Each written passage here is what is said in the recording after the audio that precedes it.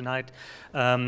We have part 1 of 2 of public events that we organize in connection with our toolkit for today's seminar on the topic of oral history. And I would like to especially welcome our guests tonight, Janina Gosseye and Naomi Stead, as well as Thomas Bernard Kenniff. In the framework of our doctoral students program during the summer, the CCA invites scholars to review their tools, concepts, and methods and reflect on them in a convivial atmosphere. The 2017 toolkit is on oral history and considers the potentials and challenges of this method and its use for historians and critics as a source of information or as a way to collect evidence otherwise difficult to grasp or witness. And the 2 seminars that we organize are moments when this week-long discussion breaks through the surface and emerges in public.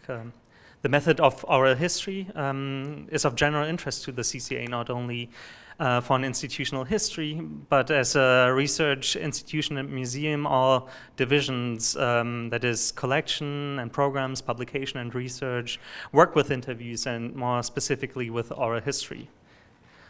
Besides, oral history, of course, poses methodological questions to architecture history in general, and with regard to memory in the everyday, authorship and collaborations, subjectivity, identity and gender, evidence and narrative, relationships and power, etc. So for the toolkit which we organized during this week, we invited Janina and to moderate reading and working sessions, and together with her colleague and collaborator and co-editor, Naomi Stead, she is discussing practical issues and methodological challenges that are also covered in a new book project they currently edit with Deborah van der Plaat, and that is forthcoming with Princeton Architecture Press. Speaking of buildings, so the title in its 4 chapters deals with different aspects of oral history, namely constructing history, restituting history, disrupting history, and the unspoken and the unspeakable. Janina and Naomi tonight will speak about, you see the title up on the screen, Alternative Facts Towards a Theorization of Oral History in Architecture.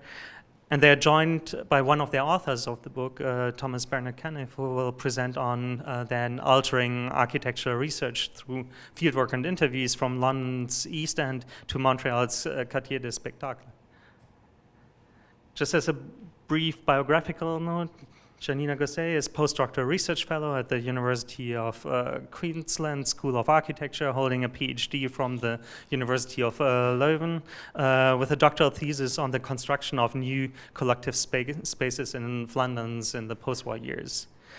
She's author of Shopping Towns Europe, 1945 to 1975, published in 2016. And in terms of oral history, she was guest editor in 2014 of a special issue of the journal Fabrications titled Lost in Conversation, Constructing the Oral History of Modern Architecture. And at last year's SAH conference in Pasadena, both Naomi and Janina organized a roundtable on oral history as a method, writing a history of diverse architectural voices.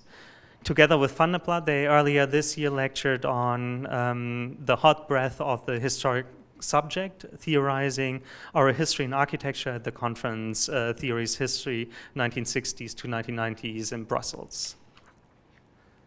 Naomi Stead is professor of architecture in the Department of Architecture at Monash University, holding a PhD from Queensland University with a doctoral thesis entitled On the Object of the Museum and Its Architecture.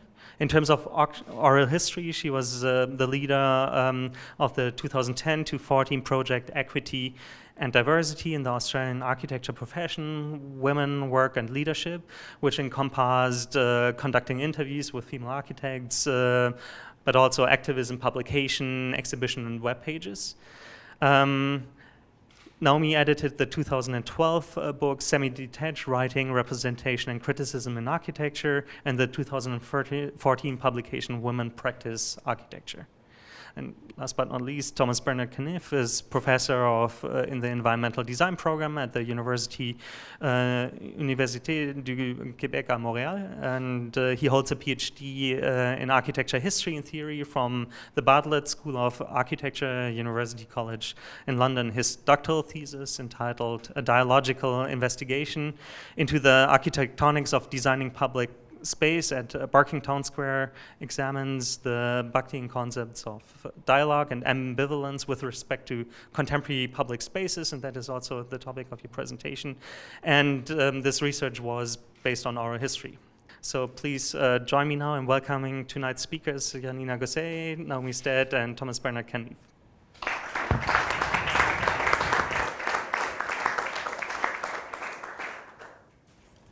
Thank you very much, Kim, and thank you also to the CCA. It's an enormous honour, in fact a slightly intimidating honour, to be here, and we feel very privileged and fortunate to have been invited. Thank you. I'd also like to personally thank Janina, who was of course originally invited alone, but chose to then invite me and use her honorarium to pay for my airfare. So I'm extremely grateful, Janina, and we have collaborated on this subject over some time. I'd also like to thank the participants in the Toolkit for a very stimulating and enjoyable day today, and hopefully the rest of the week. It's obviously a group of very fine minds and very inquiring, and also I feel great hope for if you were to take up this method of oral history and challenge both the method and architectural history by interrogating that method. So, the title of this session is Oral History, Methods and Mistakes, and here Janina and I are happy to share some of our adventures with the method, and also some mistakes that have been made by us and by others. The paper is based on a presentation first made at the conference Theories, History 1960s to 1990s, held in Brussels in February of this year, as Kim mentioned. But of course, we've modified it for our purposes here, made it more anecdotal, more frankly reflexive about our past mistakes, and we've also added some revelations. And I can tell you that, speaking for myself personally, these are the kinds of things that I can really only talk about because I'm on the other side of the world. So, from the other, let's say, you'll understand what I'm talking about in a minute. So, in the spirit of story, memory, and personal truth, let me start with a narrative. In 2013, Janina and I convened a small symposium on oral history at the University of Queensland, which was in many ways the start of our work and collaboration in the field of oral history. Shortly before this symposium, I was out for breakfast on a Saturday morning in Brisbane and was struck by the t-shirt worn by a fairly corpulent, balding, older man dining at the next table with his wife. The t-shirt of faded grey and featuring a design of Malibu longboards bore the tagline, "Old Guys Rule." When I noticed this, I was struck by the amusing discrepancy between the intended meaning from his point of view, namely, old guys can still surf, old guys are still cool. You might think that old guys are past it, but actually they're not, and they can even use youthful vocabulary to describe it, that is, they rule. And the meaning from my point of view, an almost comically self-evident statement of the enduring dominance of the patriarchy. Of course, old guys rule. They hold almost all of the money and power, the symbolic and material capital, the political control, cultural influence, and intellectual authority. That is, they rule. For me, it was so blindingly tautological that to write it down was absurd, funny on the one hand and obnoxious on the other. But of course, that wasn't the case for the wearer, for whom it was simply a groovy retro t-shirt with a jaunty tone, one to be valued for its claim that he too was an old guy but could still hang loose, who was with it, who, in a word, ruled. What was funny was not only that there could be a t-shirt which made this ridiculously obvious statement, but a wearer who was so oblivious to his own privilege, that he could wear it without irony, or indeed any awareness at all, on a Saturday morning in an inner urban Brisbane cafe. The point of this anecdote, of course, is that in architecture it is a self-evident truth that old guys rule, not necessarily in the sense of being relaxed, groovy former surfers, but certainly in the sense of holding almost all the cards of power, knowledge and influence. We need hardly even say it. And since it is old guys who have ruled architecture for some time, and they who have had the most influential careers, which have had the most impact on the built environment, then it is not surprising that it is these ruling old guys who would form the bulk of the subjects of oral histories. It is perhaps also not surprising that it should be younger women who should be interviewing them, as is sometimes the case. But what if the distance and discrepancy between such oral history subjects and the interviewers speaking with them is as glaring as that between myself and this happily complacent chap eating his scrambled eggs on a Saturday morning as I eavesdropped on his conversation and marvelled at his t-shirt? What could be understood from the gap between these two subject positions? What could be lost and gained in conversation between them? Another anecdote. This one, we might say, is more of a mistake. In 2015, a respected architectural historian wrote a scholarly essay about one of Australia's newest state art museums. The essay questioned whether the building's purported place specificity was an article of rhetoric on the part of the architects, an artefact of media construction, or evidence of a thoroughgoing state approach to cultural policy.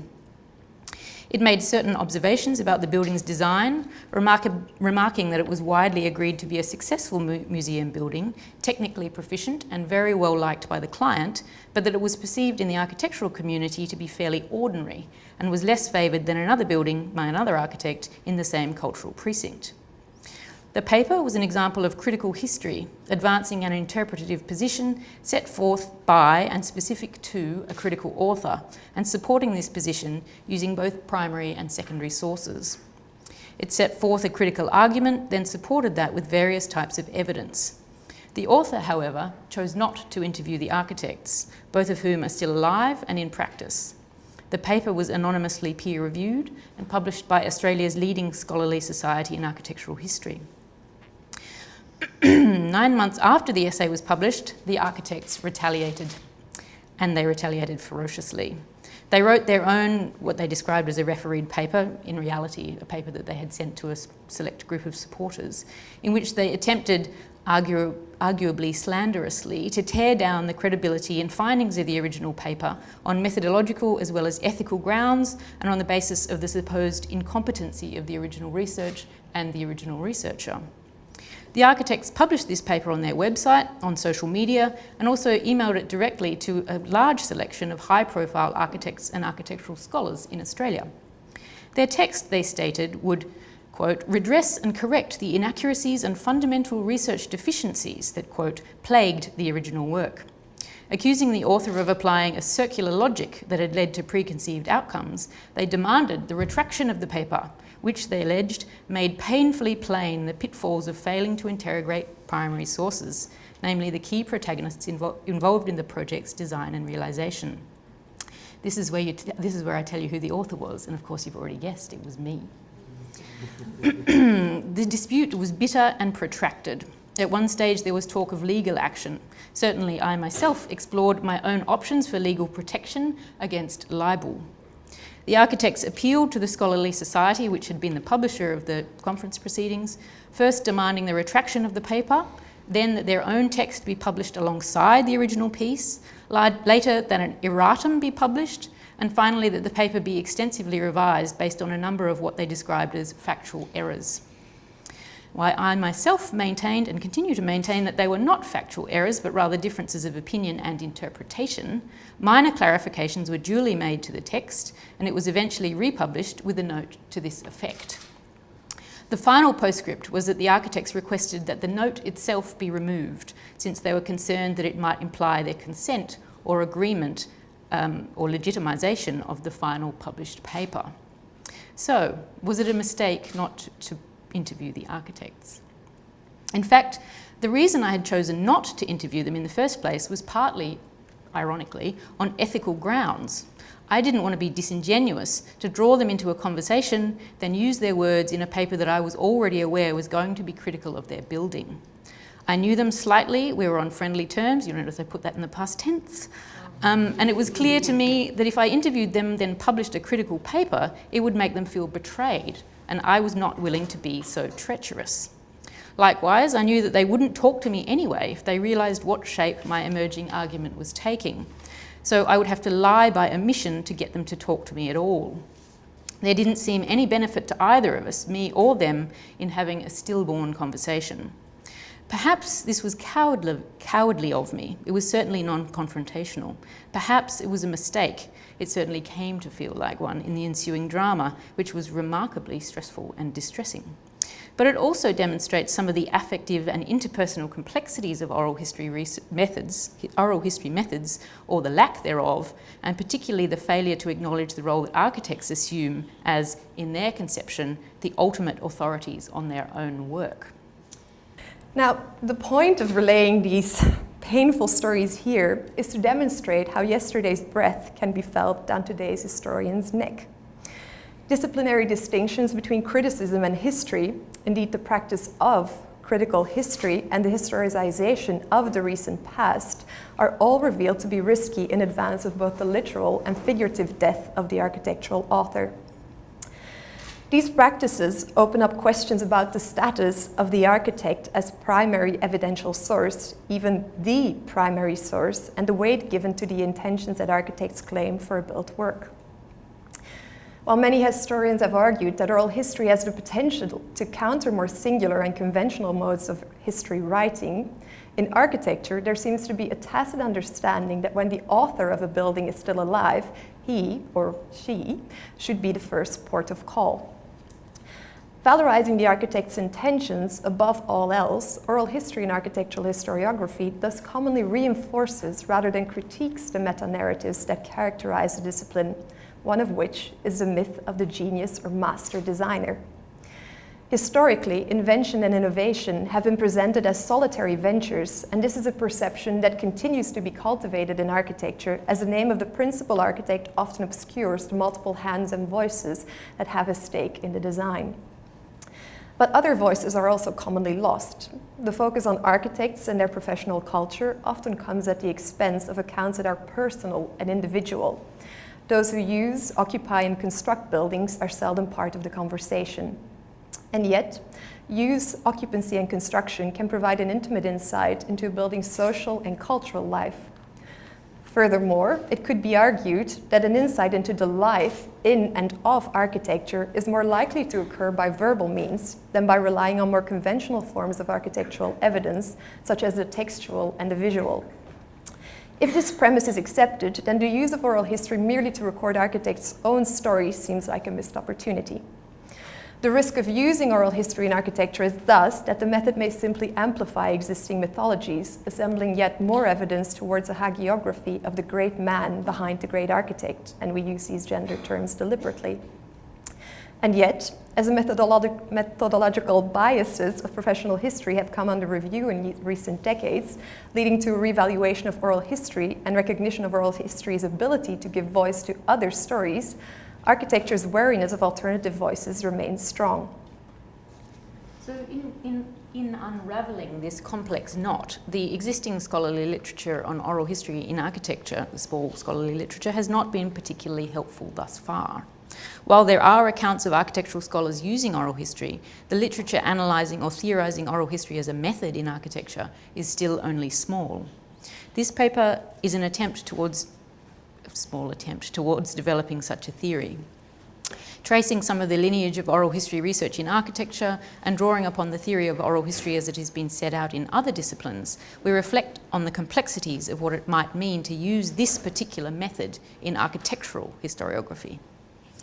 The designated use of oral history as a method in architecture can be traced to the mid-1990s, in the sense that only then were attempts made to structurally and systematically frame an extended architectural history text explicitly around oral history interviews.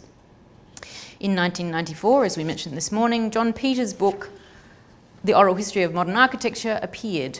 This book had been a long time in the making. Its production started in 1953, when Peter set off with his tape recorder to talk to those whom he called the greatest architects of the 20th century. After several decades, he realised that he had a considerable archive of these greatest architects and compiled a small selection of his more than 70 interviews into a book. In the introduction to the book, Peter writes that he opted for the method of oral history as he wanted to produce a different type of history. not a history of modern architecture told by historians and critics, those on the outside in his terms, but a history of modern architecture relayed by those on the inside, the modern masters. Peter spent considerable energy to ensure that those interviews were truly authorities in modern architecture, and he argues that the result of his efforts is history alive, stating, "There is a distinctive quality to the spontaneity of thoughts expressed in speech, and something uniquely moving in hearing the spoken words of these people," which in fact is true. It is worth noting that he meant this literally. The book was accompanied by a CD-ROM, accompanying readers to also listen to the interviews. This orality, namely the ability to hear the actual voices of these canonical figures, is in fact one of the strengths of the book, which, as we would argue, also demonstrated significant conceptual flaws. Others also observed such flaws. As we mentioned earlier, a book review by Julian Holder, which was published in the British Architects Journal in 1995, for instance, concluded that essentially the greatest have nothing very interesting to say. While in early post-war America, oral history historically targeted both the lives of everyday people and the great men, in the British tradition, oral history was predominantly used as a means of rescuing the voices of the labouring people, those who had no voice in past historic narratives. By the 1990s, this approach prevailed on both sides of the Atlantic, and oral history became the method of choice amongst scholars of the 20th century, seeking to uncover the experiences of a number of groups who had traditionally been disregarded by conventional histories. In this sense, Holder was right. Peter's book was out of date. Time had caught up with him, and the work no longer corresponded with prevailing ideology in the method of oral history. However, by telling the story from the inside and thereby implicitly asserting the authority of the architect and chronicling the story of great men, it should be noted that not a single one of his interviewees was female. Peter hoped that he could reveal a narrative of design intention. In his own words, what the founders of modern architecture thought and said is essential to a real understanding of what they did. Such beliefs have since been at best questioned and at worst discredited. In a paper published in 2006, British architectural historian Robert Proctor points to the fallacy of the belief that an architect's interview is able to reveal the intentions of the architect. Proctor suggests that just as artistic intention has long since been attacked in literary criticism and following that in other disciplines, pursuing it through oral history is theoretically also difficult to sustain in architecture. Surprisingly enough, Peter seemed aware of the heresy of his belief. In the introduction to his book, he wrote, "There was frequently a wide discrepancy between the great architects' words and their works." He goes on, "Nevertheless, the tapes have recorded what they said or chose to say. In fact, on hearing their actual voices, one cannot help but be struck by the sincerity of and dedication to their beliefs. For the most part, it would seem both cynical and cavalier to doubt whether they were telling the truth as they perceived it." Let me repeat that last bit. The truth as they perceived it. The emphasis here is not on historic truth or historic fact, but on the avowedly relative and subjective, albeit sincere, beliefs of the architects about the course of events. Thanks to Kellyanne Conway, we now have a term for this, which is alternative facts. The relativity of truth is an important point, given that many of the criticisms of oral history center upon the idea of its subjectivity being problematic, making its status as evidence unreliable. In this conception, it is precisely the idea that interviewees chose to say some things and not others, that they were telling the truth as they perceived it, which calls their testimony into question. What thus becomes clear in Peter's account is that some people are allowed to be subjective, their partiality both anchored and forgiven by the fact that they are sincere and dedicated to their beliefs. But why is it acceptable in the account of a great architect, but clearly not in the account of other possible oral history subjects? For example, an indentured worker or a labor activist, or indeed an ordinary architect, one whose account is not anchored and authorized by a great name. Clearly, some people are allowed to have a subjectivity, namely those with privilege, creators, those who are framed by conceptions of genius, while others have their account accepted only when it can be corroborated as objective fact. Some people are allowed to be subjects of research, Others are subjected to research. In a recent paper, British planning historian David Adams aptly explains what Peter was hinting at, writing that architects, when interviewed later in life, cannot be easily considered as the same people as when they engaged in the act of design conception, but must be viewed as observing themselves in nostalgic autobiographical mode, interpreting their histories through the prism of the contemporary context. Their memories are articulated through a form of narration and storytelling that tends to obstruct rather than facilitate access to design intention. If we accept this premise, the use of oral history in architectural historiography mitigates the importance of the architect's story and demonstrates that it is no more important than any of the other narratives that might accumulate around a single catalyst, the building. The oral history method, it could then be argued, strips the architect's interview of its authority and makes apparent its status as just one possible narrative among many potential others that contribute to the production and continuing remaking and reimagining of a building's history over time. Early on in the book's introduction, Peter states that with an oral history, there looms always the large question of whether the people who created the works under discussion are the best judges of what they accomplished, and asks, are the players the best judges of the game? It soon becomes clear that Peter poses this question for the sole purpose of asserting the authority of the architectural historian who conducted the interview to edit and curate the interview's content. Peter qualifies the architectural historian as an outside authority capable of giving a more objective and accurate appraisal with both independence and perspective. Naturally, this belief is not held by all the players in the game. Think, for example, of the controversy that Naomi introduced at the beginning of this presentation. If those architects had been willing to accept the authority of an outsider architectural historian, they would never have complained so strenuously or so personally. This leads one to wonder whether they would have accepted the authority of some other figure, perhaps an older male architectural historian. Now, returning to Peter's assertion that the architectural historian, as an outside authority, is able to give a more objective and accurate appraisal. Here, he unwittingly points to the peculiar position of an architectural historian who engages in oral history. Because while oral histories lend themselves particularly well to revealing the speaker as a feeling self and amplifying the personal dimensions of human existence, architecture, as a discipline, practice, and profession, often mitigates against such dimensions. It prompts the question, can an architectural historian who relies on oral history with all the personal and interpersonal affects that this methodology entails truly write a detached, objective history about the building, or is it her or his story rather than history? In this respect, we posit that oral history interviews might have the capacity to puncture through architecture's professional mask and bring to the fore unauthorized, polyphonic, human and social narratives by not only the architect, but everyone who has in some way been affected by an architectural structure or by architectural culture. Architecture commonly still uses oral history for its hagiographic potential. One might note, as an aside, the popularity of gift books made up of quotations from famous architects. A recent example, The Architect Says, Quotes, Quips and Words of Wisdom, is an excellent recent example, which, according to its publisher, Princeton Architectural Press, is a colourful compendium of quotations from more than 100 of history's most opinionated design minds, conveying a remarkable depth and diversity of thinking, alternately wise and amusing.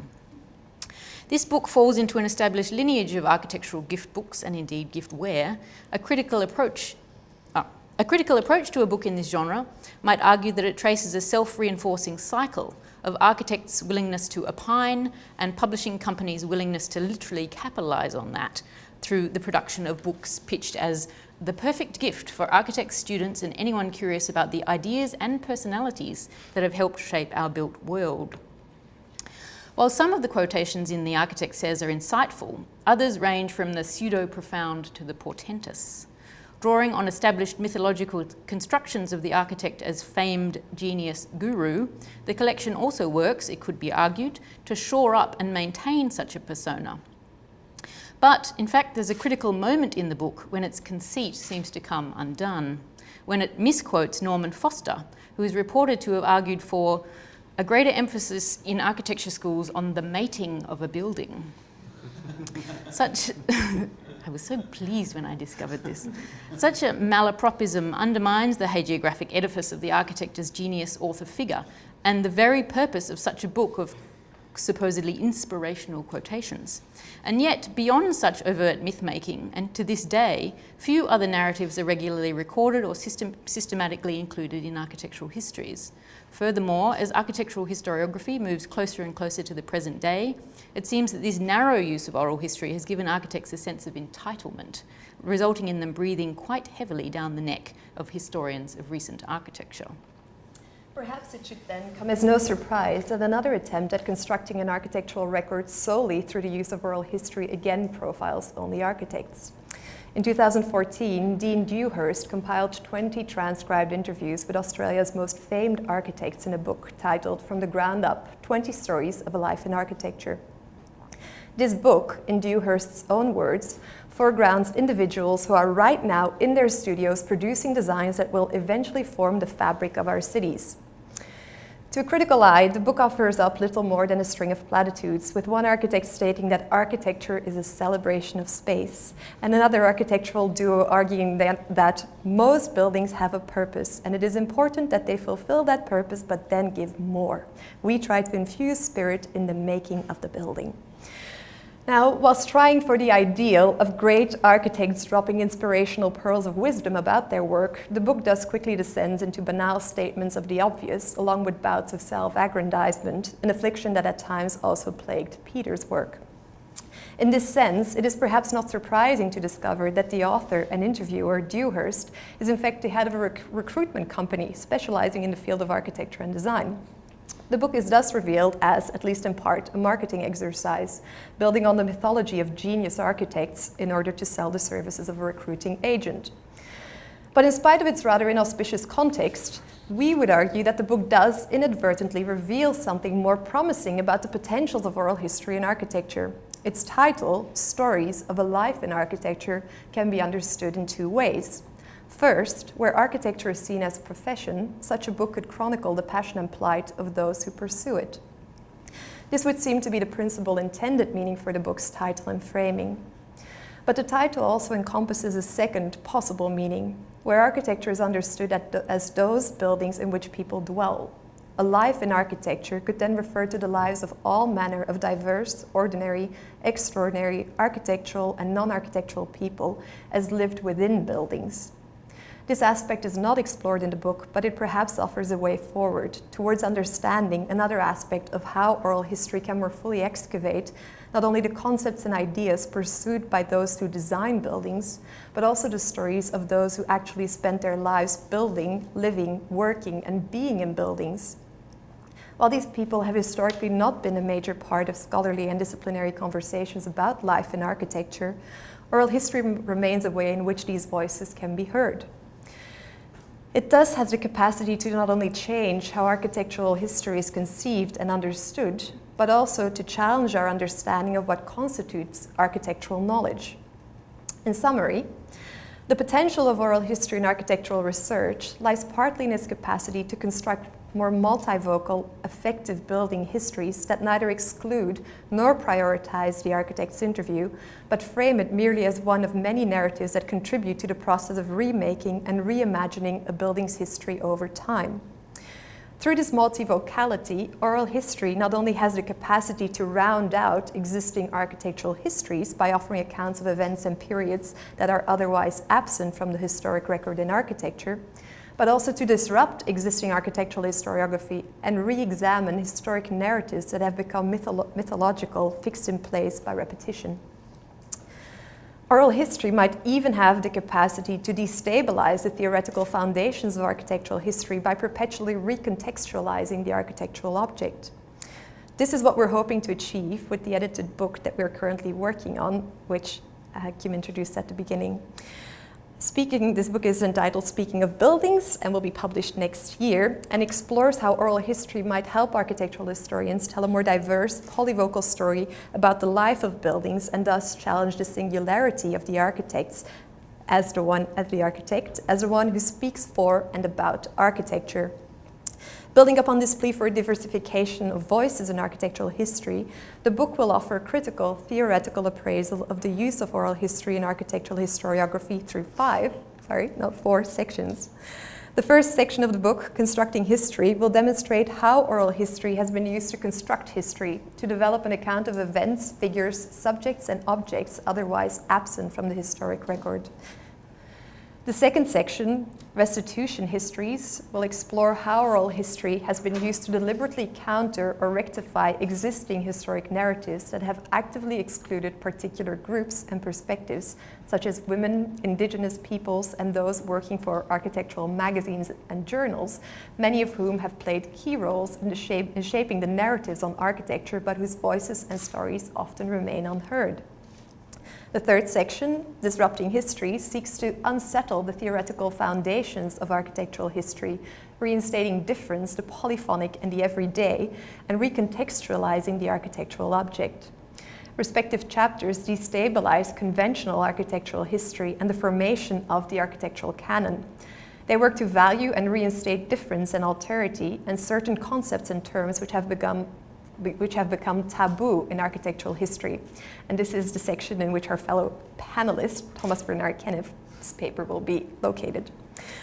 The fourth section, Voicing Resistance, examines the ability of the oral or spoken word to act as a mechanism of defiance and the way in which it has been employed for subversive purposes or with activist or critical intent, for instance by public housing tenants and artists collectives, feminist historians, or the queer community.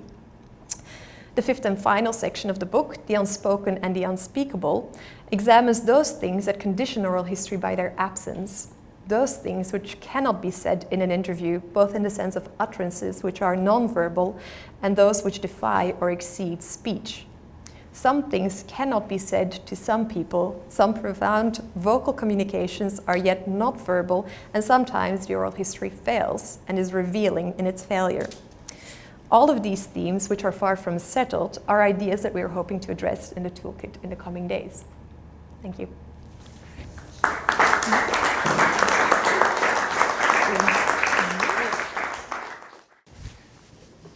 Thank you.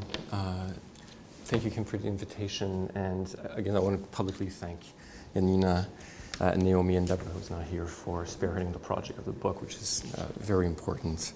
I've been quite an effort leading up to this. I was happy to hear that all three of us have a background in professional architecture. Before we start this, this will color my talk and has also colored the way I've approached research projects. It comes from, my talk will be actually quite, not so pragmatic, but I will approach research projects and describe the decisions I've made in methodology so that all the mistakes and the problems are revealed and that we can talk about them. It's a long interest in that I have had in the construction of the project narratives, and both from the point of view of practice and of critique.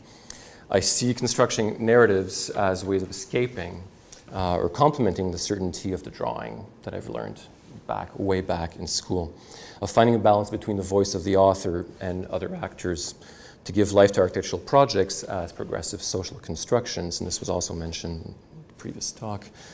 In my research, fieldwork and interviews play major roles, and I'll focus on this today. I acknowledge and enjoy the messiness that they bring to the research project, the uncertainty and the destabilizing effect that they have. While in my research I use methods that fit within the means of oral history, it would be very difficult for me to claim that my work is aimed at the construction of oral histories, and that's especially the case for the Montreal case that I'll show. And this is a concern that I have, and I think this will come back as well. My presentation will focus on two projects, one in London and one in Montreal on the Quartier des Spectacles. I'll start with London because it is a preamble to what happened next.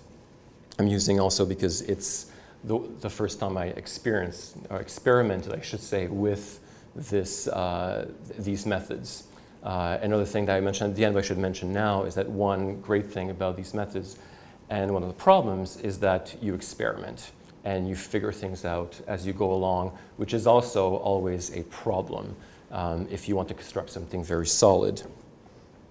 So the research project for the Barking Town Square, it looked at, this project by Muff Architecture Art in the Eastern London borough of Barking and Dagenham. That's part of a larger mixed-use development. Sorry, that's the Pecci's, not yet, okay. And what it sought to do was actually to look at public space production and design in a political and socioeconomic context that was highly unstable at the time, and I'll spare you all the history of Barking right now. I'm focused on methodologies. So some practical constraints that guided the choices of how to approach this. The project was not completed. Nothing was written on it. Documents were not filed. I had to hunt everything. Fieldwork and interviews seemed appropriate in this case to actually generate the data and to engage with the project in a meaningful way. It's also an opportunity because obviously there's a willingness to speak, and it's not the case for all projects. I was supposed to do GLA City Hall and never got a phone call back. Here, everyone wanted to talk, which is always great. A theoretical opportunity as well for these methods because, as Kim mentioned, part of the project involved the translation of Michael Bakhtin's work with dialogue to architecture and in assistance on immediate situations, on voice, on relations, that fit well also with the architect, with Muff's conception of design based on conversation.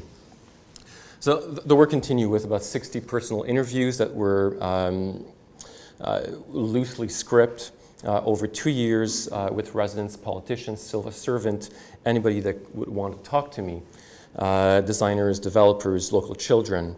And these were usually conducted alone with minimal script in various locations at home, for example, here, in cafes, on the street, in offices, on the telephone, when I did not have a choice.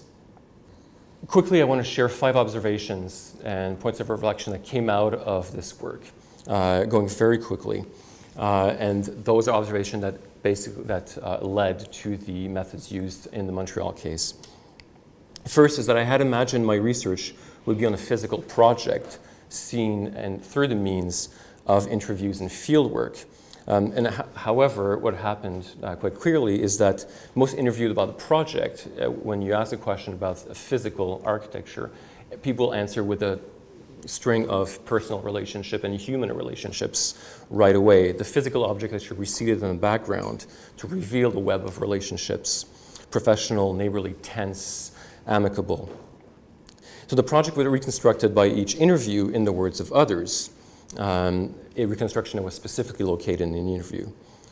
And the architectural project could be seen, and this is the theoretical part that was developing, that following Bakhtin, we could see the architecture as a dialogical field that was discursive, imperfect, and always incomplete. And what the active research was doing at that point was just to kind of kick things up and set that field into motion temporarily so you could look at it. A second observation concerned identities. Is that neither the identity of people or participants nor the identity of the project itself could be seen as fixed, and any narrative presented forced an awkward rhetoric of stability to a process that had none. And these identities could be understood as multiple, placed within specific contexts that included the immediate performance of the interview. And this was clearly the same for me as well. There was no way to dissociate myself from what was being generated in the interview. A Canadian in Barking was always fun for people to comment on. And actually that tainted the information that you got from the discussion. The methods I used were less about, and this is what I realized through it, is that they were less about fact-finding than about exploring the contours of the given narratives about the project by constructing or allowing the emergence of other narratives through the interviews. So voices came to the forefront as counterparts to the physical object. And this is the field that was always partially revealed and very temporarily revealed by the fieldwork and interviews. This field of multiple actors acting, speaking, conflicting, and agreeing. The time and space of each encounter matters. The speakers, the architectural project, the setting of the interview are part of a multiple that cannot be reduced to the words of the testimony. The interview is not that placeless consultation. And this is why I find fieldwork to be crucial and why I include it as well in the talk. Because the knowledge of the territory of your project is inseparable from its practice. That is, the situated knowledge of the resident or the politician, or my own situated knowledge, is important to include. To work in the field meant practicing spaces and relationship networks that could not be dissociated from. And I thought at some point my task was to reconstruct the project from within that field. So when I returned to Canada, I was asked to write an article, or a chapter for an upcoming book on Montreal, Quartier des Spectacles, which was published in 2015. I'll pass this. Okay. I'm going to locate it very quickly for those of you who are not familiar, I think not familiar with Montreal. The CCA is here at the bottom, and the area, does the mouse work? The pen, okay, yes. The CCA is here at Montreal, and the area I'm talking about, this swath of land right here, Place des Arts, my university is right here. And the social housing project, Habitation Jeannemans from the 50s is right there where there's a green spot. So that area is Quartier des Spectacles. What I'll do is that, this is the official guided tour of the Quartier des Spectacles. So as a homecoming tourist to one of my hometowns, this is the first thing I did, take the guided tour. What I'll do is I'll run through a cut through, I'm walking basically from west to east on St. Catherine Street. So the photos are going to run in the background of that walk.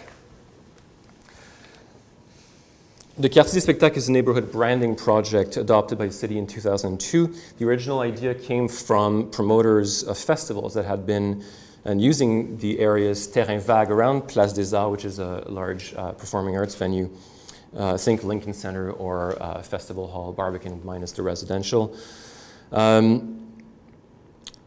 They've been using the area since the 1980s. And the project was meant as a financial regeneration plan for this area of downtown, solidifying the city's entertainment industry and the area's connection to tourism with its festivals away from the pull of the periphery. It eventually pulled all the entities within it under its umbrella. Historically, the area had been in the in-between zone between east and west as the city expanded north. It was notorious in the first half of the 20th century as the red light district, and then starting in the mid-century post-war period with wide clearing of derelict housing being replaced by a large-scale project that still marked the landscape.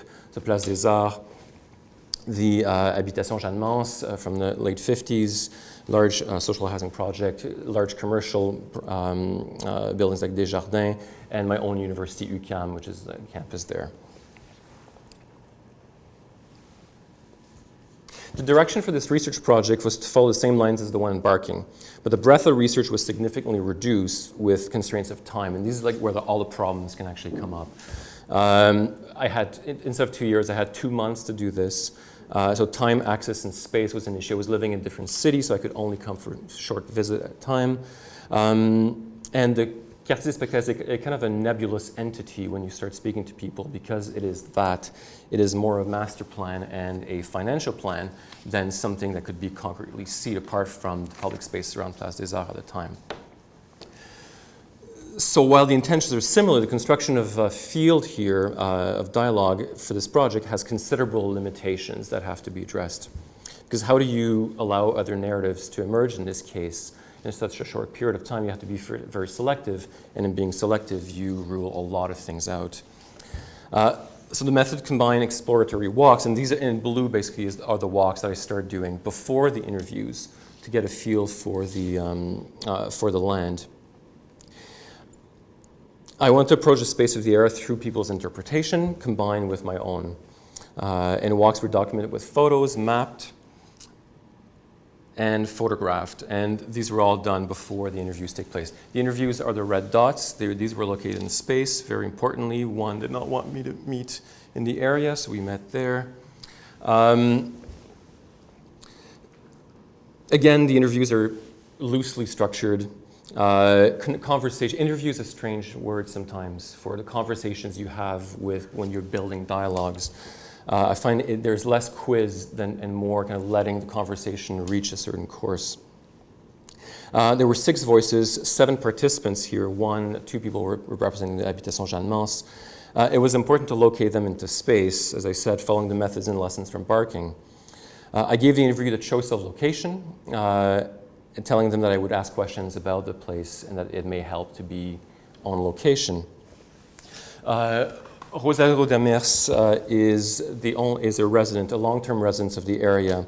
He's also on the partnership board, the Quartier des Spectacles board, the only resident there.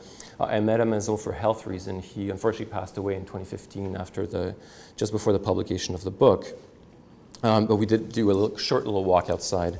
Richard Chrétien, who directs the Sac à Dos, which is a homeless outreach organization, is the only one who really took me on a walk of the area.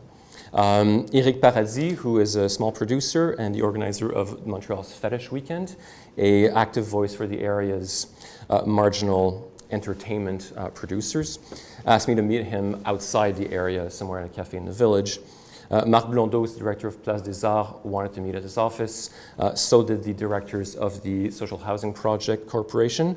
And Jacques Primeau, who originally had the idea for the Quartier des Spectacles and is president of their board, was only available on the phone. I had a comment here about having no architects that were involved in the master plan. I struck it out. We'll come back to that maybe. I was happy you mentioned it. I hope that, okay, that's good. The advantage of placing these interviews in space is that it participates in the construction of the space that research is performing. Each interview could be read right away as a position with respect to the Quartier des Spectacles, of where they chose it and where it was. In retrospect, and this is one of the I think mistakes, that I would force the issue of a walk with them, especially if you're looking at the correlation between an experience of a certain space and discussing it on location. So I think combining that would be crucial.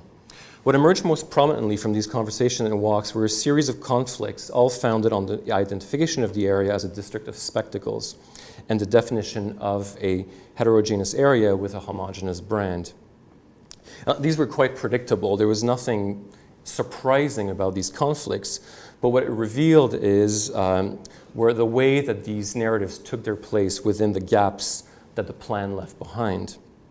The story told by each interview was trying to find breathing room to share space, we could say, and situate itself within the formal narrative of the Quartier des Spectacles. This is where I was super optimistic with my time. I'm going to run quickly. All the quotes are in French. I'm not going to dwell on them. I'm going to actually, I'll give you as a brief summary of the narrative being assembled within each theme as we go along. If we could come back to them, fine. If not, it's not an issue. The images on the right follow the walks I did through the neighborhood, and they at no point illustrate the comments that are made on the left. Together, what I want to give is the impression of actually to give an impression of the way that I have worked with the material in developing the chapter.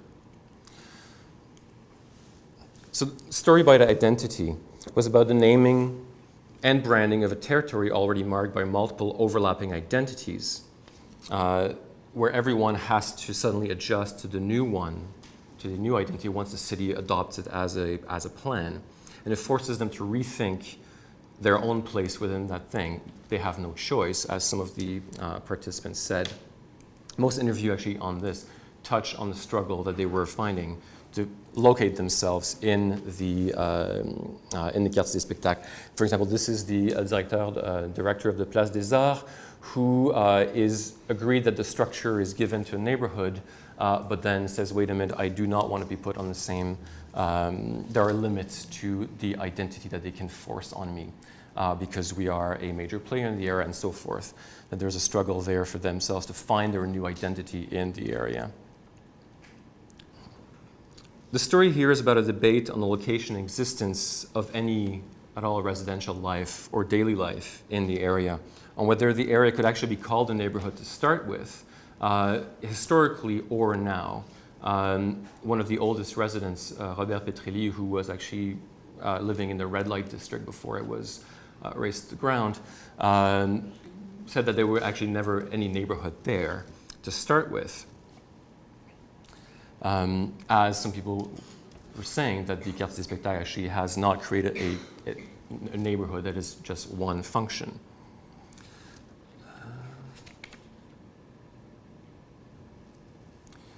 Other parts of the story were on the growing homogeneity of the area in terms of its spatial production, and especially on its completion, forcing completion of the plan, while others found the incompletion of the plan to be ways to actually practice the place differently or give it a different identity.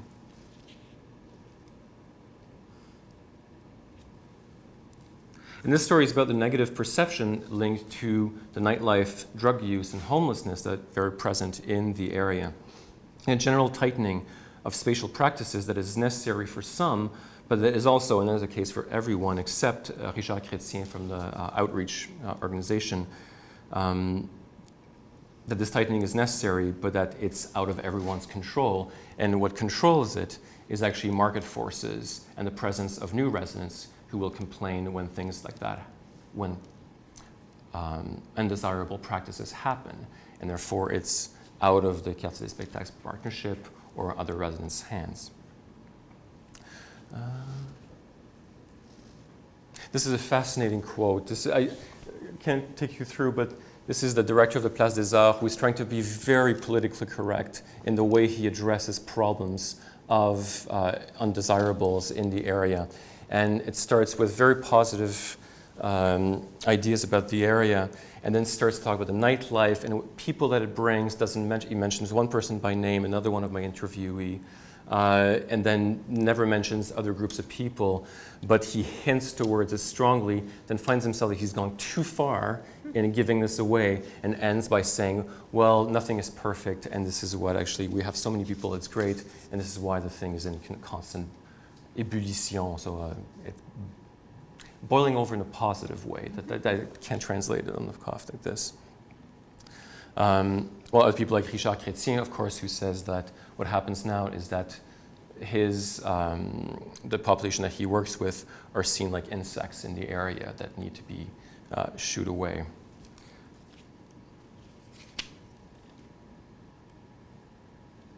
Right. One story that is methodological this time, about errors and personal narratives. What do you do with comments that cross boundaries or that come out of personal narratives constructed on opinion or reactions that cannot be in any way called facts? And the important point that I found, that this is, here it's censored because I could just not leave that in, or here somebody's asking me to speak off the record because what he has is a conspiracy theory that involves a lot of people. So we do eventually shut off the record or stop recording. But the important point is not what they're saying necessarily, so that there is no, the point is not that the information that you get is not factual, but that it is given from a position of conflict and disagreement that speaks of something larger. It's not the fact in the information they're giving you, is that where that information comes from, that there exists a conflict between that person's narrative and the one that is being established for the Quartier des Spectacles.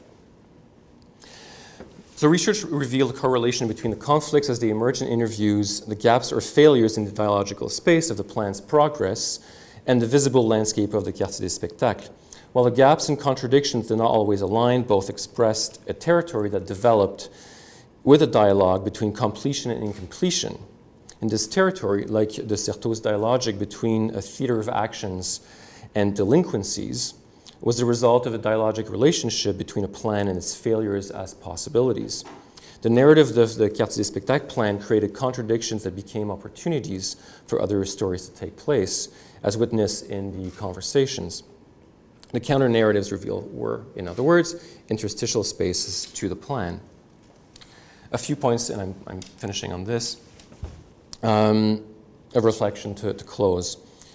Fieldwork and interviews are ways of assembling the architectural project from a polyphonic perspective.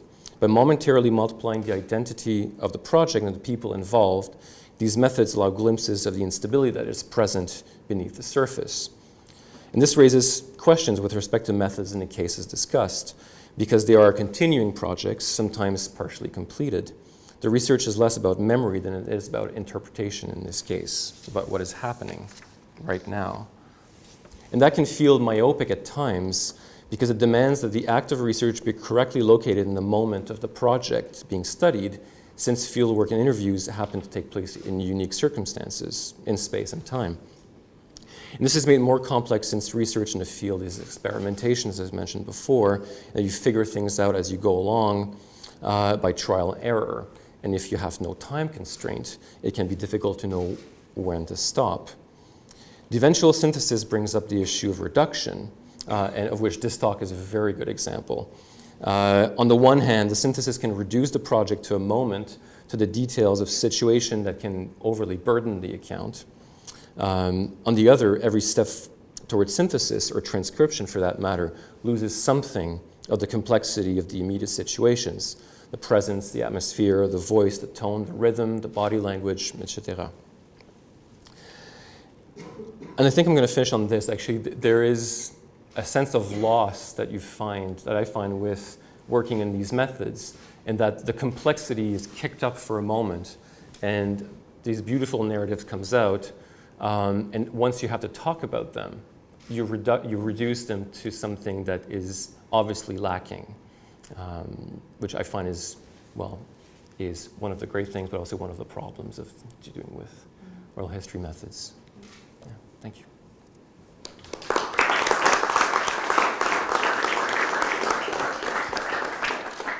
Thank you, Thomas Bernhard.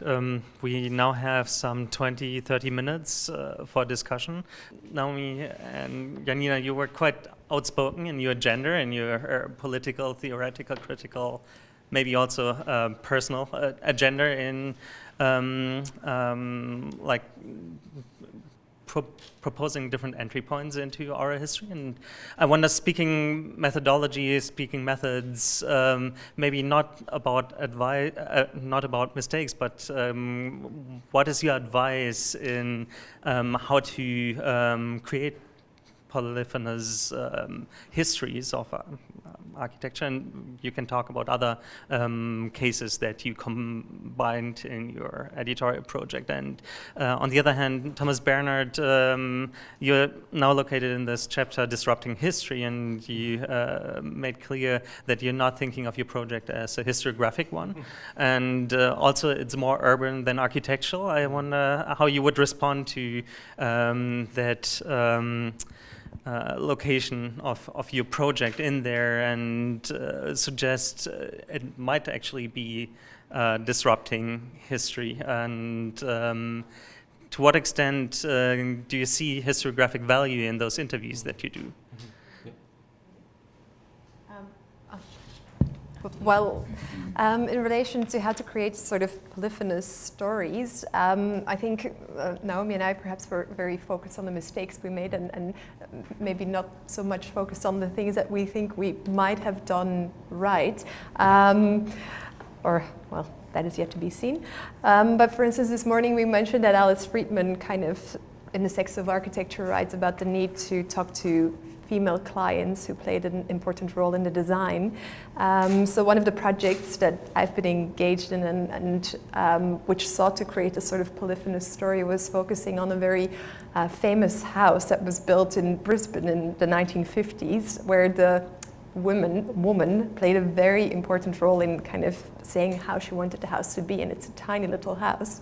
So that was sort of taking a first step at creating the story of the client, a female client commissioning a house, but then we thought to go further, and we brought everyone together that ever lived in that house to see how the house evolved over time and the kind of stories that were attached to the house and little changes that were made over time. And I think by bringing those people together, that was one of those moments where we really created a sort of polyphonous story where they kind of fed off each other, where suddenly somebody said, oh, you added that door there because the building had evidently been changed over 60 years, and they were discovering why certain things had changed about the house or different ways in which it was used, and they kind of fed off each other. And it was a very unique story about the building, which was very different from the story that has been recorded for a long time in books that chronicle this very important building in Brisbane. So that was one of a personal example, but well, now I guess I could speak briefly about the project that you mentioned in the introduction, but which, strangely enough, we kind of haven't spoken about, which is my work on gender equity in the architecture profession. And one of the outcomes of the research project that you mentioned, was the production of a web platform which is called Parler, which is meant to be a play on the French to speak. And of course the parlour is the room of the house in which outside visitors are received. So Parler, the website, has been conceived as a space to speak, quite literally. And what's really interesting about that is that it started as a fairly straightforward kind of vehicle for disseminating research ideas, but what it has become is this quite extraordinary online community, which it doesn't have the explicit purpose of writing history, not at all, but that's what is happening. It's a very, it's come to be quite significant. It's already been archived by the National Library. So it's being recognised by outside institutions as writing a history of a moment in activism and the stories of women in architecture. And it is polyphonous, but I think, once again, almost accidentally, because of the capacities of interactive web interfaces. So the internet and Web 2.0, social media, interrelated online communities actually makes this kind of polyphony practically possible in a way that in the past was much more difficult, I think. I don't know whether that relates to your work. Should I continue, or do you want me to? Please continue, and then we open up for questions. Okay. Well, because I do want to address the question that you asked. I think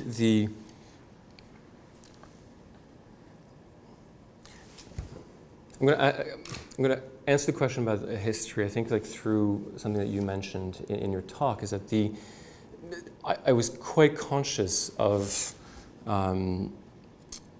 dealing with projects that are very, very recent, in which actually no histories have been necessarily written.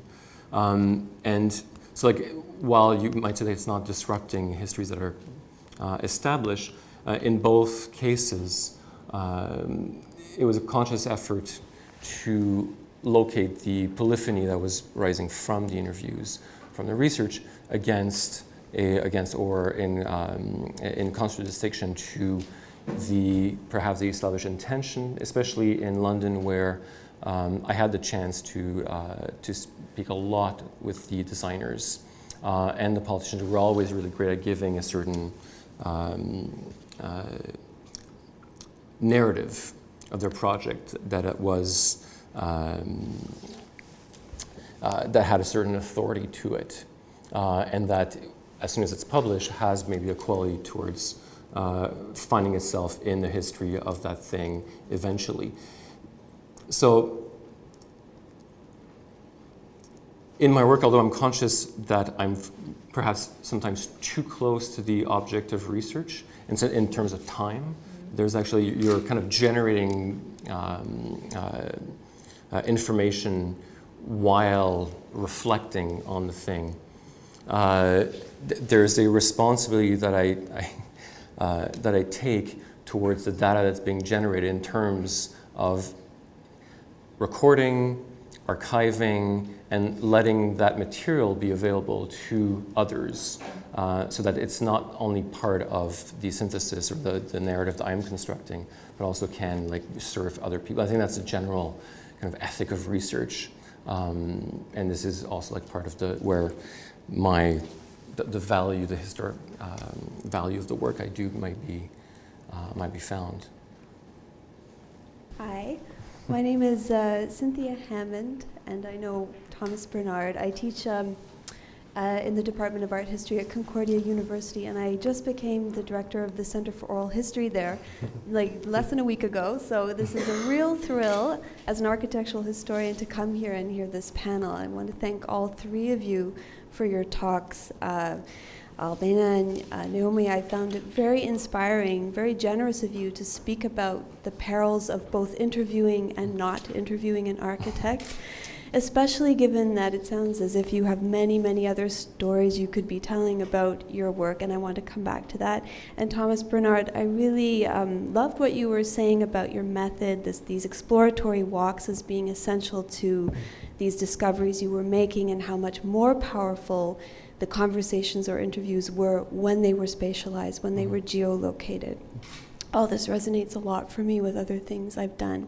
My question for the three of you has to do with very famous oral historian Michael Frisch's idea of shared authority. So for Frisch, one of the great benefits of oral history is that it displaces the usual dynamic between researcher and research, which is what you were all talking about one way or another. But the specific dynamics of shared authority is something I'd love you to go into a little bit more, perhaps in relation to the Brisbane House or maybe the Parlour Project. Thomas Bernard, I know you do many different, you have many different research projects where this might be applicable. But sharing authority is the great party trick of oral history, in that it really does turn around this relationship that traditionally academics have to their subjects, in which we are supposedly distanced and supposedly objective. And there is this kind of bloodless, disembodied quality to the work. But sharing authority means that you allow the voices of the unruly interlocutor into your practice, into your thoughts, into your papers. And there are risks of that, but there are also great rewards. So I'm wondering if you could talk a little bit about sharing authority and how that has, what that has resulted in your work.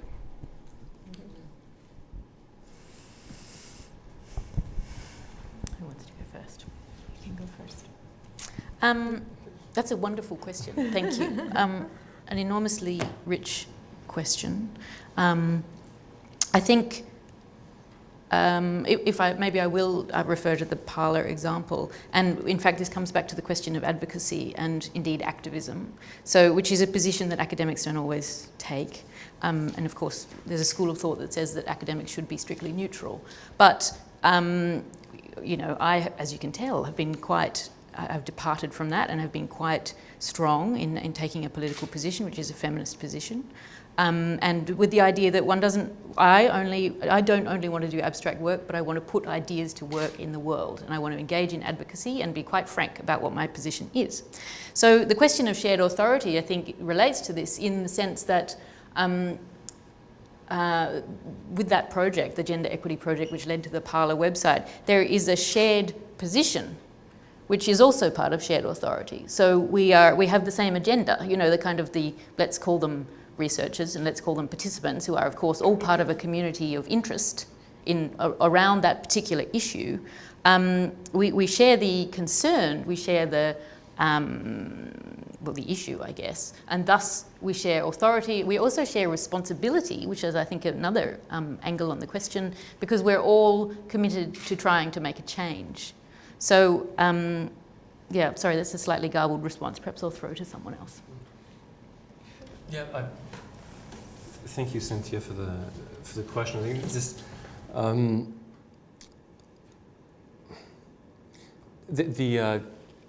one thing that comes with doing this type of work, and as I was mentioning at the end, is that there is a uncomfortable moment where you have to quiet certain, like the voices that you've actually, or the people that you've interviewed, or you've spoken to, when comes a time to give or write about. Exactly, it's always in these terms, like you write about your work rather than, again, the wonderful idea that you could actually just put everything out and on tap form or unedited form has never been offered to me, and I think there are problems to it. I want, and this is not the case for any of these projects. I think this is one of the, not mistakes, but one of the problems in both of these projects, where everything that is written about them is silencing a lot. There's no, and what I want to do next is actually find better ways to, and I'm interested in maybe, like, for example, what Naomi was speaking about, the potential for digital formats that may not be so silencing as soon as you have to write something about it. So definitely is something that I will experiment more with. The other thing that this brought as well is that the responsibility that's on your shoulders to get these people into text. For example, one of my most problematic interview was with Eric Paradis, the producer of Montreal's Fetish Weekend, because his opinions were so close to the skin that any quote that I tried to use in the chapter for the Quartier des Spectacles was automatically, I was asked to remove them I think for obvious reasons, because they were way too kind of like, I don't think they trusted that the reader was going to actually see that this was completely opinion and non-factual. But it was definitely an issue of where the sheer authority that we had on this material could not be shared at that point. Yeah, immediately when you asked your question, the first thing I wrote down was greater responsibility, because the shared authority, as in the example that I showed of talking to the architects, I mean, I don't think he felt that he had any authority anymore over the building he had produced, and I had sort of taken that away from him and constructed another narrative. So I think the process of editing and curating the information that you get from oral history interviews, if it's going to go into a written text, brings with it great responsibility, and to maintain the notion that you constructed something together and you have shared authority is a very tricky thing, I think, to maintain or to keep in there. So, yeah, but you're absolutely right about the shared authority, but it's a very tricky thing.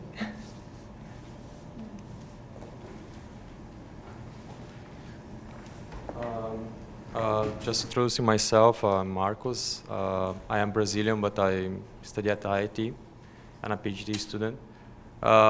So I'd like to ask you about identity, expression, and architects. Since we are here, we will work with oral histories with architects. My question is basically like making a brief, like, modern art always were concerned about where or why and if they should express the identity of the man of the street. By it I mean like there is one story or a few stories, but a lot of different realities. So when you say, like, for example, that the greatest architects didn't have so much things to say, it seems that they are living, since they are architects, they might be living another reality or something like that. So their language starts to change a little bit, and their expressions start to change as well. We can lead to misunderstandings. When you are like interviewing, for example, the architect and contesting his truth, or how did he perceive his truth, and he was contesting your version. So it seems again that there is a misunderstanding again. And then in the third presentation, I saw that you used identity as a keyword, and it might like give a clue to me, or it starts to make sense to me that a little bit of the misunderstandings, or at least this kind of is in different languages, are more related not with history, but how we perceive, how we express, or how the different realities that we see. And if they want to express this for the man of the street, or as we are researchers, we can, even if we have different scholarships, we are in a similar group at least. But anyway, the point is, how do you want to see identity, expression, and architects in the same relationship, if there is one, and the expression in how it can lead with misunderstandings.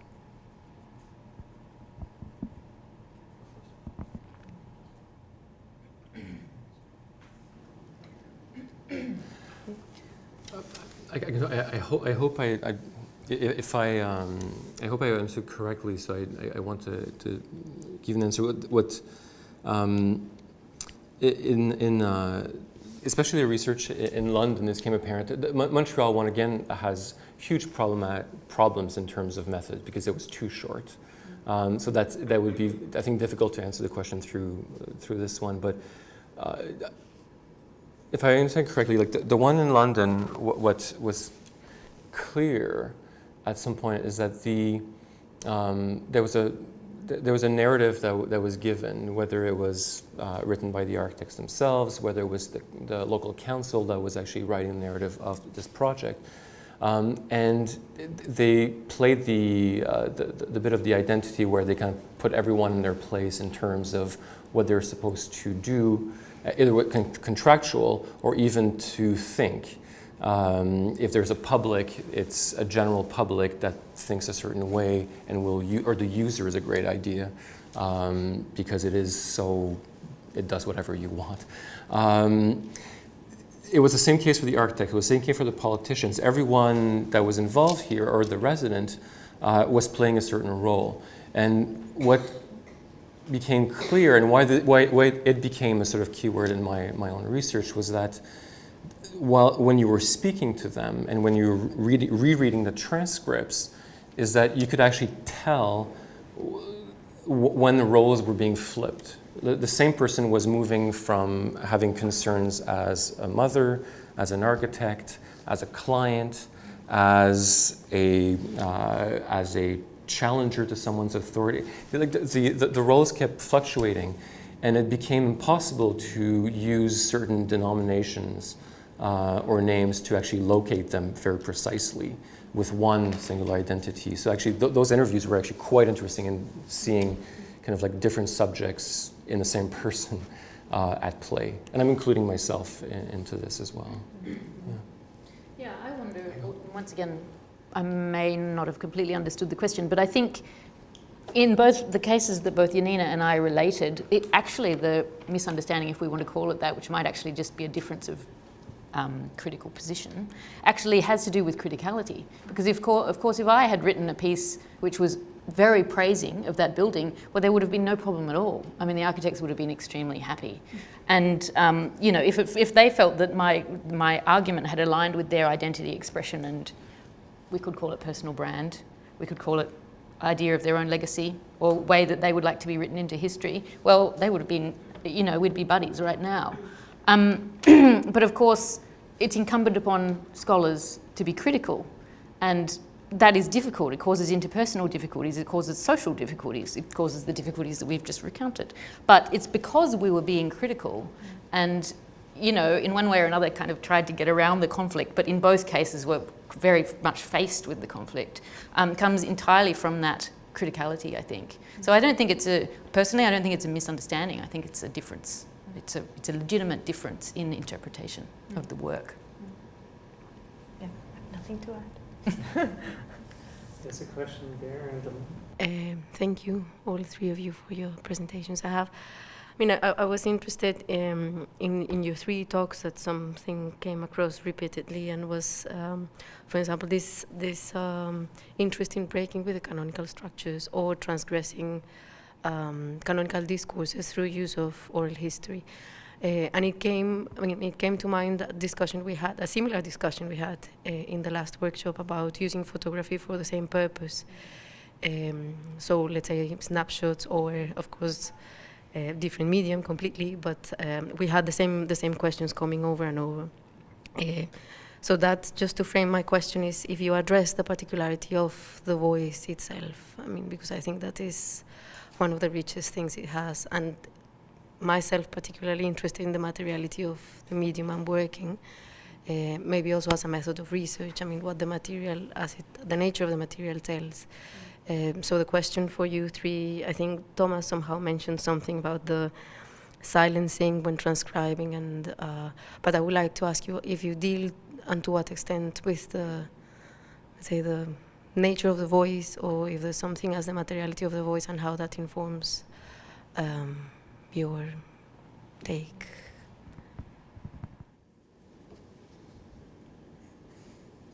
You've been making films?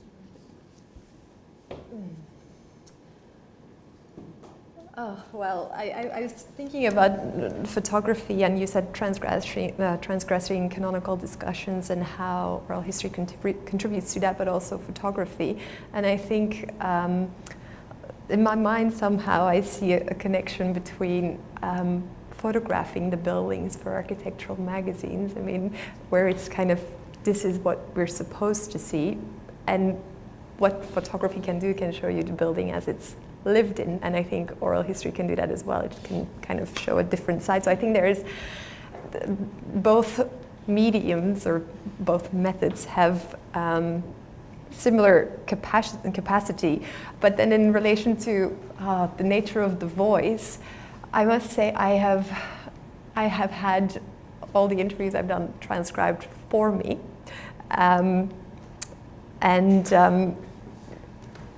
the sort of little noises that are being made, like a cough or something like that, are never recorded. And while I have worked on films and as well, that is represented there, but in films I am cut out as the person asking questions, so you could say it becomes altered, and the sort of collaborative nature changes the nature of the interview. But in terms of the transcription, I must admit, when I've written with oral histories, the quotes are often very kind of limited, which is, and not usually including all of these, so the richness of the orality you had. But I engaged in a large oral history project during which we interviewed about 80 architects that were working in Queensland because their stories had never been recorded. We just chose to put the interview as well as the full thing online, so it was a record. As you were saying, you're producing a record that anyone can access, and it was a sort of standard list of questions that you would run through.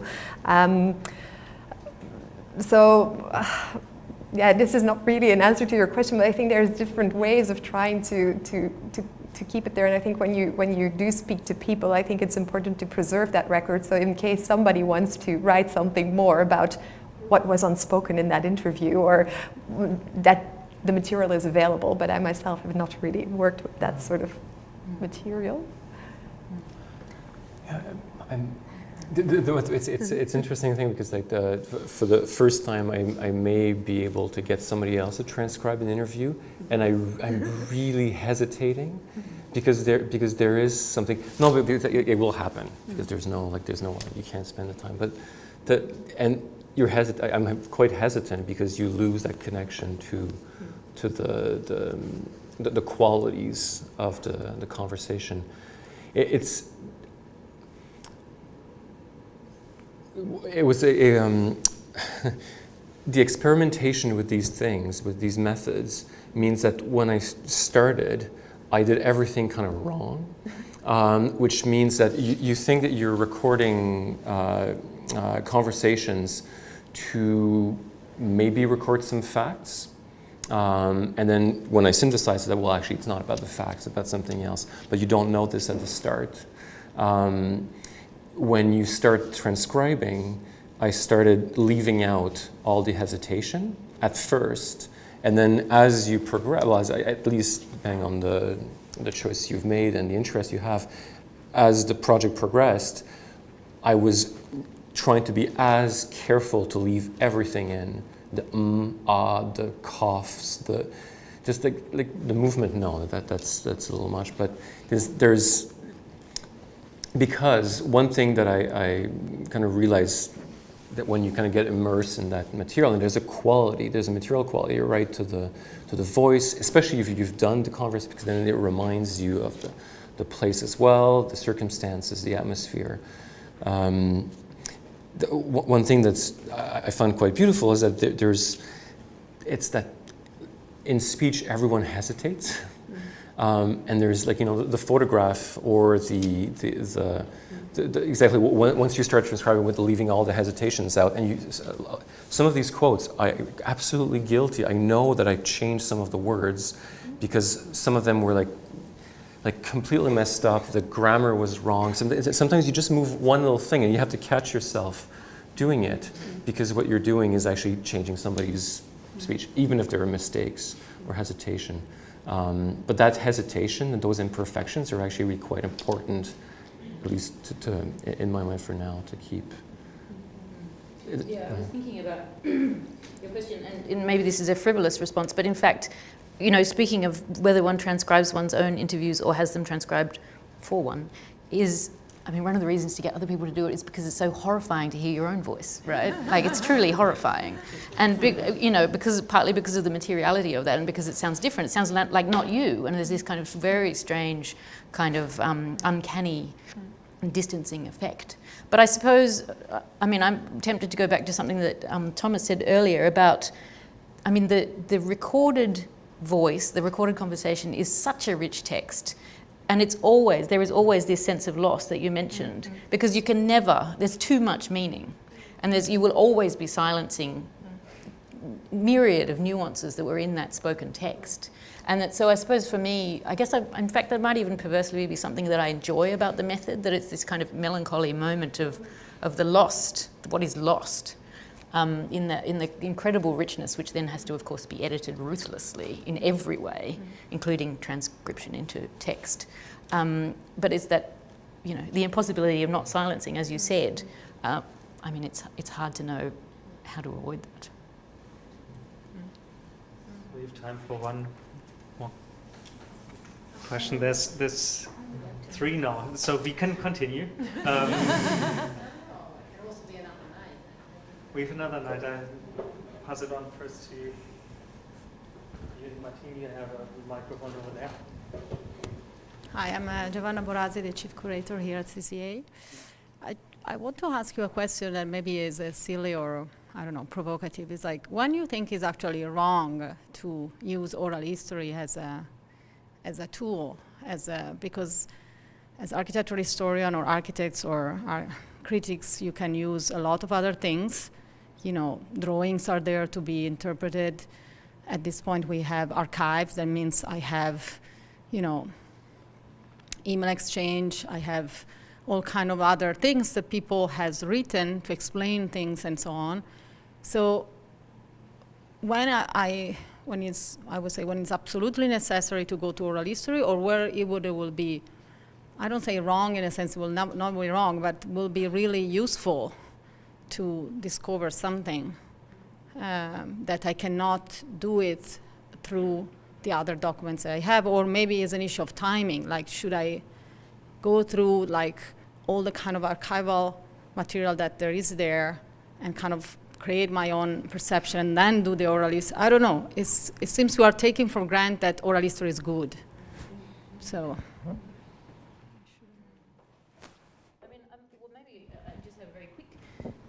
It's perhaps speculative response to a really interesting and quite difficult question, actually, because yes, I mean, I certainly have been taking it for granted that oral history is good, but it may also be the question about disrupting canonical discourses, you know. So, I mean, I suppose if you take that as an item of faith, then you say that it's a good thing to do that. But I think one should be aware of overcorrecting in the other direction. Do you know what I mean? Like, we wouldn't want to necessarily completely abandon canonical discourses. We just want a kind of corrective, right? But not an overcorrection.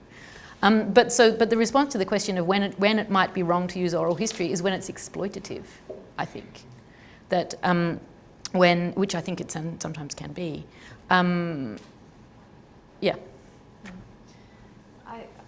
I wonder if maybe because we've been arguing so strongly, and that's also what we're here for, it creates a perception that we say it is good, but I think it might be a reaction to the fact that architectural historians kind of paint it or portray it as bad or inferior. And I think, at least for me personally, I would just like to get it level out the playing field, that it is not considered, or it should not be considered as inferior to other forms of historic evidence. So I'm not saying it is good. All I want to say is it's not bad or inferior. It's just another form that we should valorize for what it can bring. So yeah, I think maybe we argue too hard for it, because it's good, but what we're wanting to say is it's not bad. So, yeah. My name is Martine de Vletter. I'm the essay director of the collection at the CCA. And maybe it's a similar but different question that Giovanna had.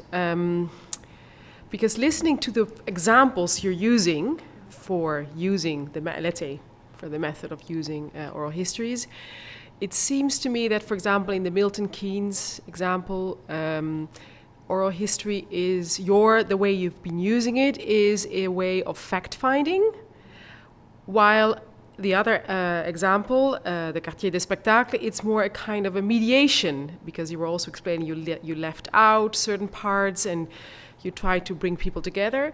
So I wonder actually if you can say something about the purpose of your oral history and why you think in these particular cases you were doing it.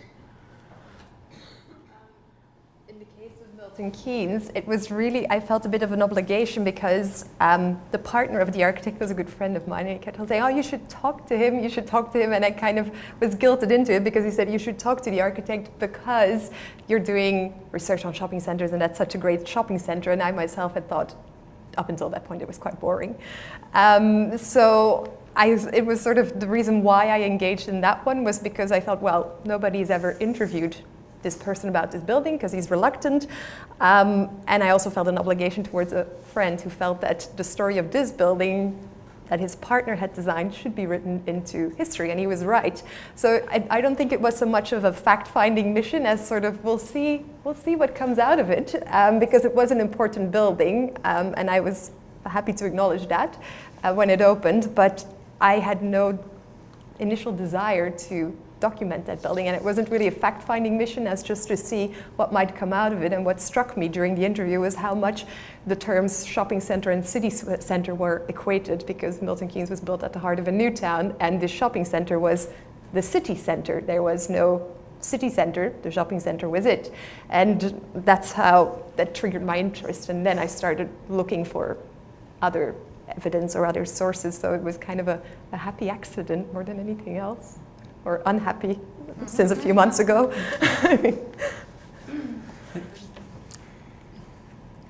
with the, I'm trying to, okay. The, as I said earlier, I think to me, like it really, like the first time I used it was actually from a very practical, pragmatic point of where there was no other thing apart from field observations that could be done. You had no other access to access to no other documents. So it kind of had that practical aspect. And so while it started, I think, and again, it started as more fact-finding in my case at first, it eventually became something else. And I really was taken aback when I was reading or like listening to the first interviews, and that's with designers as well as anybody else who was connected to this project, how as soon as you asked a question about a physical building or a project, everyone started speaking about their relationship to other people.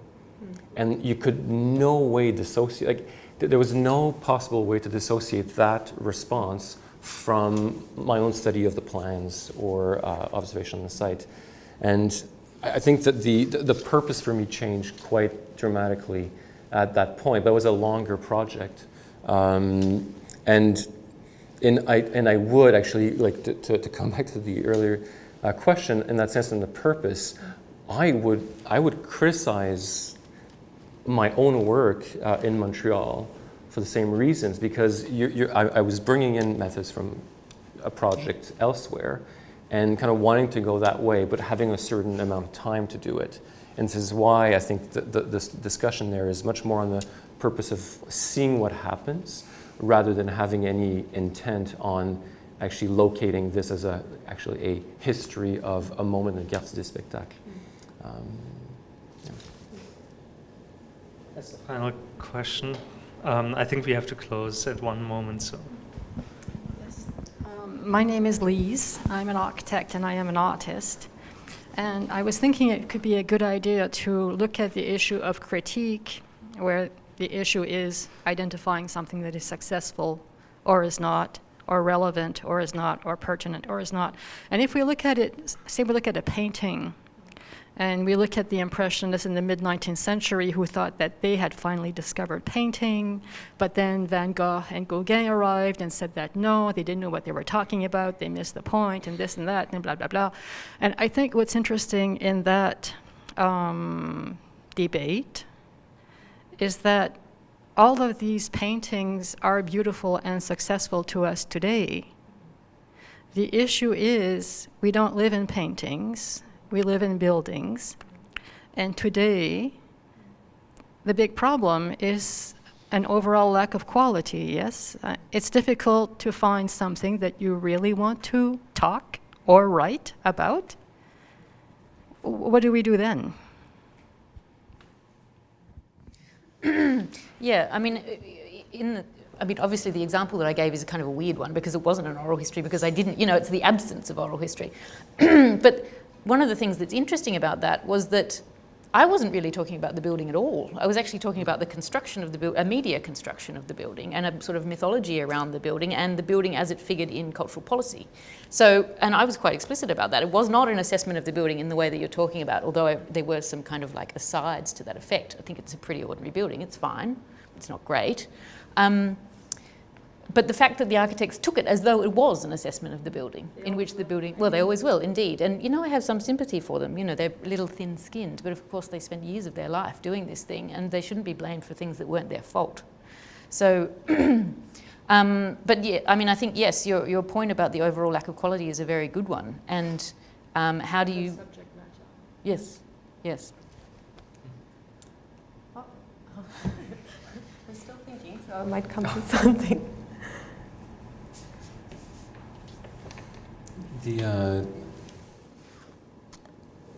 In the London example, actually, one of the mistakes there was getting too close to the designers, and actually not having that issue, something being published after the fact, and we've never had the discussion. But while it was being done, while I was speaking to them, and they were very generous with their time, very generous with everything. The material they gave, but it did at some point suggest issues with the potential for critique of the work, which eventually came. But I think I was quite lucky that that Liza and Catherine have a wonderful sense of humor and are. In all respects of people I've met, I've interviewed, they were by far the most self-critical and open to that kind of critique. But again, like I fell on that project almost like it because of that generosity as well. That may be an issue. But like for example, I did contact Daoud Le Stage for the Quartier des Spectacles, who did the master and did the public spaces, and they never returned emails or calls. And you hit a wall right away, because I think there is that méfiance. Yeah. In terms of the critique, yes. Because now I'm becoming a critic, but I remember being in art school. Not everybody there was an artist. A lot of them were learning about art, and we all thought that was great. But not everybody was an artist, and I think in architecture school the same is true. Not everybody is an architect, even if they go through the architectural training. Some of them may be very good managers, some of them may be very good builders, but to say that they are inspired, or they are original, or they have an original vision, or whatever, is not evident. And yet when they graduate, they are forced to build to survive. And what they build might not please a lot of people, and they're sort of like stuck between, it's not an easy position. But I wonder if perceptions of buildings change, and I think also the histories I've been constructing about buildings, even if maybe they weren't the most exceptional or they were quite ordinary, is how they somehow fitted into the current context. Why did this building come about, and how did it fit into social developments, political developments, and what role did it play in that? And I think that's also what Naomi was saying with her building, that it's more about how this building somehow fits into the context of things developing. And also I have to, while you were talking, I had to think of the Cumbernauld Shopping Centre, which was voted the ugliest building in the UK. But when it first opened, it was heralded as kind of the modern marvel, and everyone loved it. And now, so I think perceptions of buildings also change, and I think it's not because we think something is not valuable now that maybe in the future somebody might think, well, that was actually quite good, or vice versa. So I think it's not because we think maybe these buildings are ordinary or not valuable that we should omit them from the record, and only focus on the few buildings that we think are worthy of our attention. Yeah. But the thing is that we can't avoid living in them. That's true. Yes. Yeah, this is the issue. But it might, through critique, you might be able to somehow enact change or engender change if you are critical, or if you do critical appraisals. If you just pretend they're not there and kind of silence will not help the matter. I think it's a sort of activism. If you have people speak about these buildings, about the projects that happen, and express their discontent, that might actually enact change towards the future. So I don't think they should be ignored. No, I agree. Yeah, But you will get the architect's reaction. Yes, yes, of course. Well. I would like to close here. Thanks for your interest and the discussion on oral history as a method. We will continue on Friday night at 6 p.m., same time, same place here. And thanks again for your presentation, Naomi, Janina, and Thomas Barrett. Thanks. You.